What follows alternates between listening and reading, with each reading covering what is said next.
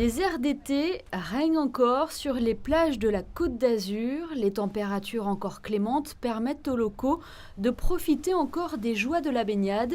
Mais quand vient la fin de l'été, sur la plage, le littoral nous offre de belles comme de mauvaises surprises. Victime de l'incivisme de l'homme, le littoral souffre de la pollution marine.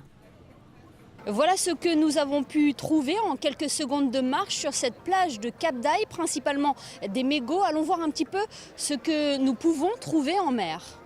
Depuis bientôt 2 ans, The Animal Fund se mobilise à travers différentes actions.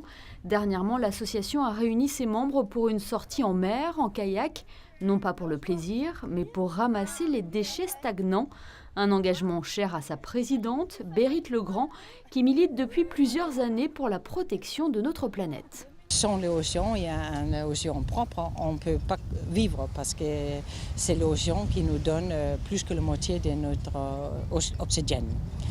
Et là, évidemment, quand on voit que c'est le plastique dedans, oui d'accord, mais c'est les pollutions en général, c'est tous les produits des toxines, c'est les pétroles, c'est tous les déchets en général. Là. Il faut vraiment sensibiliser au maximum, au public, qu'il y a un grand problème ici. Il en vient donc à tous de modifier son quotidien comme bannir l'usage de bouteilles ou de sacs en plastique. Des habitudes déjà prises par Brigitte, présente sur la plage de Cap d'Aille pour l'opération de grand nettoyage. J'aime la nature et protéger la nature, c'est clair, c'est évident. Il ne faut pas jeter dans nos temps maintenant tous les déchets dans la nature. C'est fou, il faut le protéger. Un gilet de sauvetage, une pagaie, un seau et un peu de force dans les bras. C'est parti pour une virée minutieuse en mer à la recherche de déchets.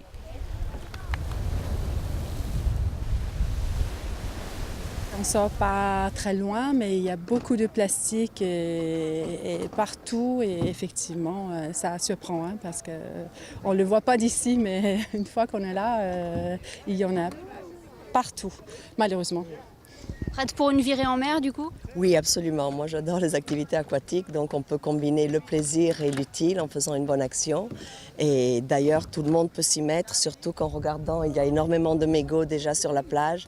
Et on peut commencer tout simplement par la plage. Et voilà. Moi, j'ai l'habitude, même quand je nage, d'avoir un petit filet autour de la taille et de ramasser parce que c'est très rare de faire une baignade et de ne rien trouver à ramener à terre et à mettre à la poubelle.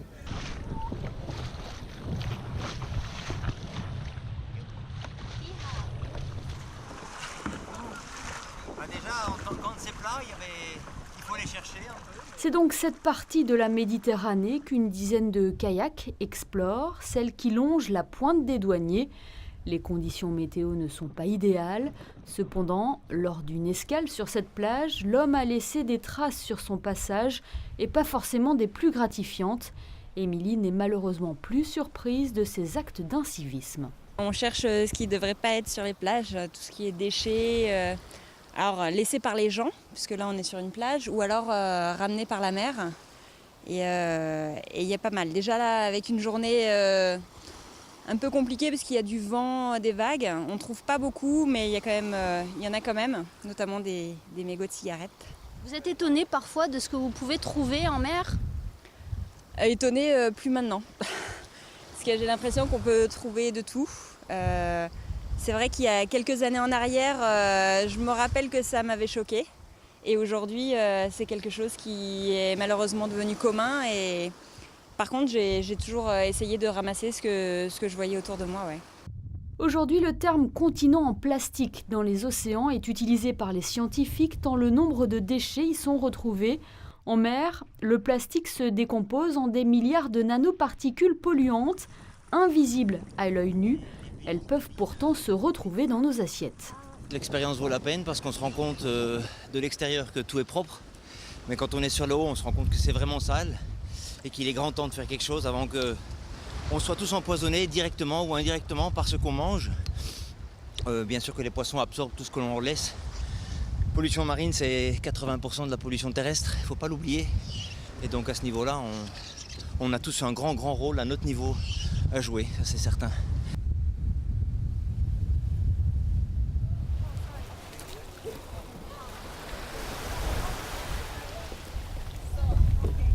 venez donc de le voir, malgré les effets néfastes sur l'environnement, de nombreuses personnes continuent à jeter leurs déchets dans la nature ou en mer. Et bien que certains produits soient biodégradables, la plupart d'entre eux mettent de très nombreuses années avant de se décomposer. Lors de cette virée en mer, puis à terre, les membres de The Animal Fund ne pensaient pas revenir avec une pêche aussi conséquente, un résultat désolant qui mène à réfléchir aux gestes à adopter pour protéger notre planète.